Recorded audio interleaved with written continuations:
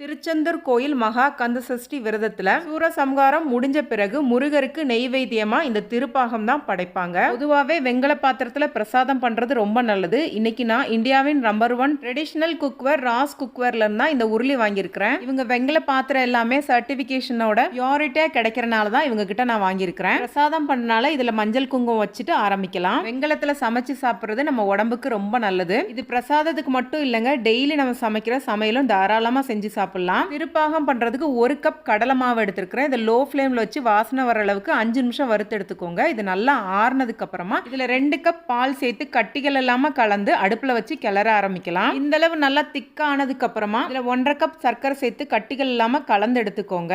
சர்க்கரை நல்லா கரைஞ்சதுக்கு அப்புறமா 1 கப் பொடிச்ச முந்திரி பொடியும் பால்ல ஊற வச்ச குங்குமப்பூவும் சேர்த்து கலந்து எடுத்துக்கோங்க. இது நல்லா திக்காயி வரும்போது இல்ல 3/4 கப் நெய் சேர்க்கணும். நெய்யை கொஞ்சம் கொஞ்சமா பிரிச்சு சேர்த்துக்கோங்க. நெய் ஊத்தி கிளற கிளற நல்லா இந்த மாதிரி திக்கா அல்வா மாதிரி வர ஆரம்பிக்கும். இப்ப கேஸ் ஆஃப் பண்ணிருங்க. இன்னைக்கு சூரசம்ஹாரம் விசேஷமான நாள். முருகருக்கு பிடிச்ச இந்த திருப்பாகம் கண்டிப்பா நெய்வேத்தியமா படைச்சு கும்பிடுங்க. இந்த உருளி பாத்தீங்கன்னா எனக்கு ரொம்ப பிடிச்சிருக்குங்க. உங்களுக்கும் இந்த ப்ராடக்டோட லிங்க் வேணா லிங்க்னு கமெண்ட் பண்ணுங்க. ராஸ் குக்கர்ல பாத்தீங்கன்னா ட்ரெடிஷனல் குக்வேரான செம்பு, வெங்கலம், பித்தளை பாத்திரங்கள் எல்லாமே கிடைக்குது. உங்க பேஜ் டேக் பண்ணிருக்கேன். கூடவே வெப்சைட் டீடைல் ஸ்கிரீன்ல கொடுத்துருக்கேன். கண்டிப்பா செக் பண்ணி பாருங்க. நன்றி, வணக்கம்.